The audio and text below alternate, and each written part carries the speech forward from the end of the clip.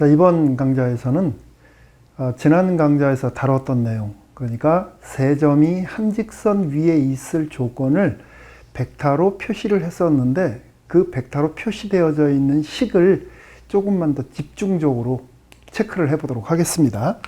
자, 우리가 A, B, C 세 개의 점이 한 직선 위에 있기 위한 조건으로 일단 기본적으로 이런 식을 생각을 하자. 그러니까 AC 벡터와 AB 벡터 사이에 실배수 관계에 있다. 이렇게 얘기를 했었어요. 실수. 자, 이때 요 식을 또 다르게 해석을 좀 해보는 거예요. 그러니까 현재 우리가 요 AC 벡터를 O를 기준으로 해서 표기를 해주면 이렇게 분해를 할 수가 있죠. 그리고 오른쪽은 분해를 안 하겠습니다. 우리가 한 직선 위에 있을 때 얘기할 때는 얘도 분해를 해가지고 표기를 했었는데 여기서는 표기 안 하는 겁니다. 자, 그러면 OC 벡터가 이렇게 표시가 되겠다. OA 벡터 플러스 KAB 벡터다라고 이렇게 표시가 되어지게 돼요. 자, 이것에 대한 의미를 다시 한번 재해석해보자라는 이야기입니다. 얘는 지금 보면 OA라는 벡터에다가 AB라는 벡터를 적당히 보태주면 OC 벡터가 나온다는 뜻. 무슨 말인지 모르겠어요. 그죠? 그림을 한번 읽어볼게요. 자, 여기에 L이라는 직선이 있고 O로부터 A라는 벡터를 읽습니다. 요렇게. 자, 이게 지금 OA 벡터. 일반적으로 우리가 벡터라고 하는 것의 의미가 두 가지가 있다 그랬죠? 이동의 의미가 있고 위치의 의미가 있다라고 얘기를 했어요. 그러니까 O를 기점으로 해서 점 A를 읽으면 그게 바로 OA 벡터 A의 위치가 되어지게 되는 거죠. 그 다음 우리 B라는 위치를 여기쯤 잡아줄까요? 그럼 AB 벡터 이렇게 되어지겠네. 자, 현재 지금 여기에서 K의 값에 따라서 AB 벡터의 요 값에 따라서 요 크기가 변합니다. 그죠? 그래서 우리가 제일 먼저 만일에 첫째 K의 값을 한 2분의 1 정도로 잡아보세요. 2분의 1 정도로 잡아보게 되면 OC 벡터는 어떻게 표시가 되어지느냐면 OA 벡터 플러스 2분의 1 AB 벡터라고 표시가 되어지게 돼요. 이거는 뭐냐? OA 벡터에다가 AB 벡터의 절반, 그러니까 여기까지 오는 요 벡터를 합치면 요거에다가 요거를 합치면 경로 따라 그대로 가면 되는 거니까 요렇게 오게 되겠네요. 그게 바로 OC 벡터다. 그러니까 요 위치가 C가 되어지게 된다. 이런 의미. 됐어요? 자, 그러면 여기서 또 두 번째 K의 값이 마이너스 1쯤 된다고 생각을 한번 해보세요. 마이너스 1이면 AB 벡터의 반대 방향으로 가는 거죠. 이렇게 오게 되겠다. 그렇죠? 그러니까 OC 벡터는 OA 벡터에다가 마이너스 AB 벡터예요. 이렇게 K가 마이너스 1이니까. 그러면 이때는 OA 벡터에다가 AB 벡터, 마이너스 AB 벡터, 역벡터 방향으로 간 거. 이렇게 쓸 수 있는 거니까.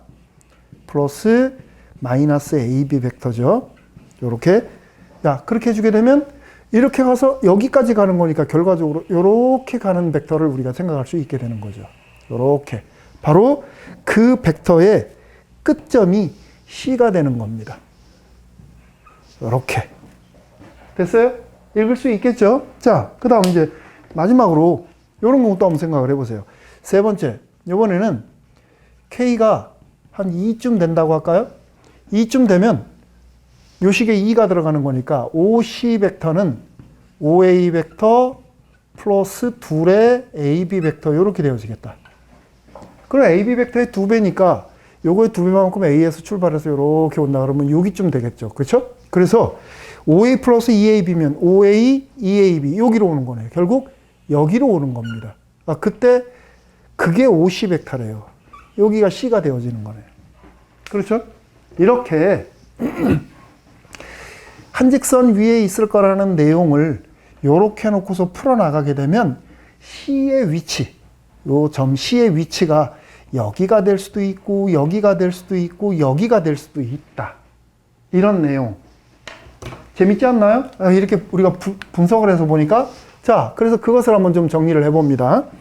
일반적으로 OC라고 하는 벡터가 OA 벡터에다가 플러스 실수가 곱해진 AB 벡터의 꼴로 표시가 될 때, 자, K는 실수입니다. 될 때 C의 자취가 어떻게 구분이 되어질까? 조금 전에 우리 본 대로 직선 L이 이렇게 있으면 A라는 점이 여기에 있고 B라는 점이 여기에 있고 O라는 점이 여기에 있을 때 이렇게 구분이 되어지게 되는 거예요. 그러니까 C라는 위치가 여기에 있을 수도 있고 또 C라는 위치가 여기에 있을 수도 있고 또 C라는 위치가 여기에 있을 수도 있다. 그래서 그때 K의 범위가 어떻게 되는가를 우리가 체크를 한번 해보는 겁니다. 그러니까 제일 먼저 K가 여기에 있으려면 아까 이런 경우예요. 그렇죠? 그러니까 첫 번째 K가 0보다 작으면 C의 위치는 A로부터 출발한 왼쪽 방향으로의 반직선, 즉 반직선 AC 위에, 이거 지금 반직선입니다. 그 위에 C가 위치하게 된다.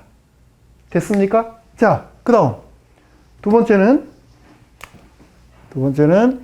K의 값이 0부터 1 사이에 있게 되면 그때는 여기서부터 여기 사이에 있게 되는 겁니다. 그러니까 C의 위치가 선분 AC 위에 있게 되는 거예요. 됐죠? 그 다음 마지막으로 세 번째, 이거하고 색깔을 맞출 걸 그랬네요. 색깔이 또 달라졌네. 자, 마지막으로 세 번째는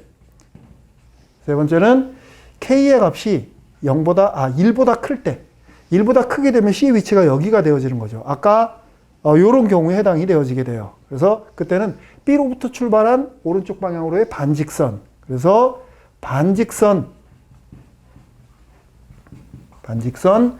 BC 위에 C가 위치해지게 된다. 됐습니까? 자, 그럼 여기 K가 제로가 될 때는 뭐가 될 거냐? K가 제로가 될 때는 뭘까요? K가 제로가 되어버리게 되면 그냥 OC가 OA가 돼버려요. OA. 그러니까 A하고 C하고 같아져 버리는 거죠. 그죠? 그럼 K가 1일 때는 어떻게 되는 거야? K가 1이다.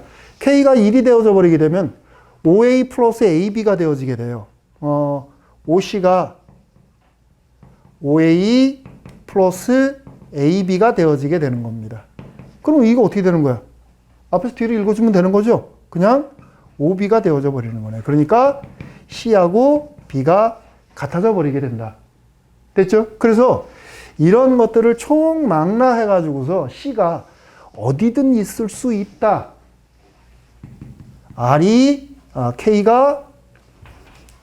K가 실수이면, K가 실수가 되어져 버리게 되면 C는 직선 AB 위에 있게 되는 거죠. C는 직선 AB 위에 있다. 이렇게 돼버리는 거예요. 이렇게 우리가 구분해서 공부할 수 있는 겁니다. 자, 이제 구분이 됐나요? 새로워요. 이런 내용을 가지고서 또 똑같은 방식인데 이렇게 해석을 했더니 또 새로운 모습을 살펴볼 수 있네요. 자, 그래서 이런 문제 현장에서 이런 문제가 나온 적이 있어요. 한번 좀 보도록 합시다. 자, 직육면체를 하나를 줄게요. 자, 직육면체를 줬는데 직육면체가 이렇게 생겼다. 그 직육면체 길이는 여기 3이고 여기 4고 여기 5라고 합시다. 그래서 A, B, C, D, E, F, G, H 이렇게 주겠습니다. 이때 AP라는 벡터를 정의를 하는데 이 AP라는 벡터가 KAB 벡터 플러스 1-K의 GD 벡터다.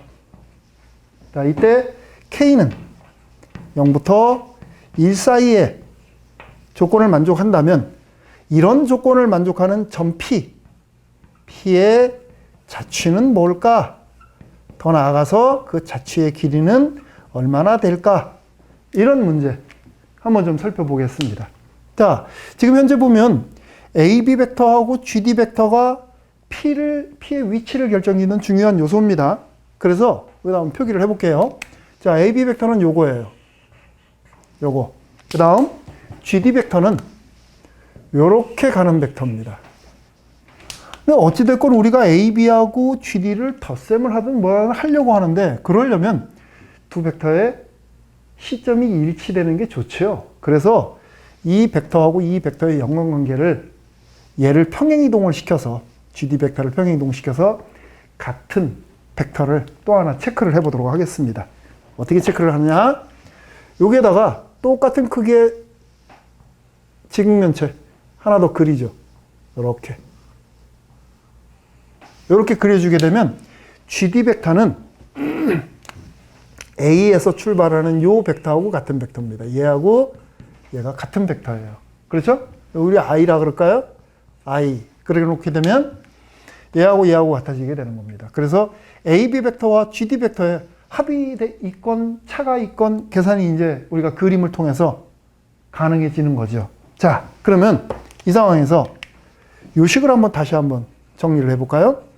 AP 벡터는 이거 지금 묶어주게 되면 다시 쓸까요? AB 벡터 플러스 1-K에 우리 GD를 AI로 읽기로 했으니까 AI 이렇게 씁시다. 그래 놓으면 자, 여기 AI 하나 있고 플러스 KK 있네. K에 AB 벡터 마이너스 AI 벡터 이렇게 있네요. 써놓고서 보니까 이거 정리 가능하네요. 그죠? 얘는 AI 벡터에다가 플러스 IB 벡터가 되는 거네. IB 벡터 요렇게. 그렇죠? 그럼 이제 여러분들이 이거를 읽는 거예요. 어떻게 읽어야 될까? 이거 읽듯이 읽는 거예요. C라는 점의 위치가 OA에다가 AB를 보탠 것에 의해서 결정이 된다. 그러면 AI 벡터면 요거네요. 그렇죠? 거기에 IB 벡터. IB 벡터는 또 뭐야? IB 벡터는 요겁니다. 요거. 그러니까 AI만큼 갔다가 IB만큼 간다. 근데 K의 값이 0부터 1 사이라고 얘기를 했단 말이야. 그럼 만일에 K의 값이 2분의 1이면 어디쯤 될까 보세요. IB의 절반만큼 여기에 P가 있어서 AP 벡터가 이렇게 만들어지게 되는 거예요. 됐습니까? P의 자취는 결국 K의 값이 0이 되어져 버리게 되면 AI 여기가 P가 되어지는 거고, K의 값이 1이 되어지게 되면 바로 요 위치가 되어져 버리는 거죠. 요거에 따르면. 그렇죠? 그러니까 최종적으로 우리는 이렇게 얘기를 해주면 되겠다. 따라서 P의 자취는 뭐가 될까? 0일 때 I이고 1일 때 B가 되는 거니까 바로 선분 IB가 되어지게 되는 거죠. 됐나요? 그럼 우리가 할 일은 그거의 길이를 계산하라고 그랬으니까 그 길이만 계산해 주면 되네. 똑같은 직면체 얹어 놓은 거니까 요 길이 3이고 높이가 5면 이렇게 되어지겠다. 그러면 여기도 3이니까 요 길이에 의해서 피타고라스 정리 적용하면 되겠다. 36에 25니까 61인가요? 그러면 루트 61 이렇게 계산을 해주면 되겠네요. 됐습니까? 네, 오늘 우리가 기존의 교과서적인 방법에 대해서 좀 더 심도 있게 살펴봤어요. 이렇게 살펴보는 방법이 또 있습니다. 평면 위에 도형을 해석하는 방법으로. 자, 오늘은 일단 여기까지 강의하도록 하겠습니다. 수고했습니다.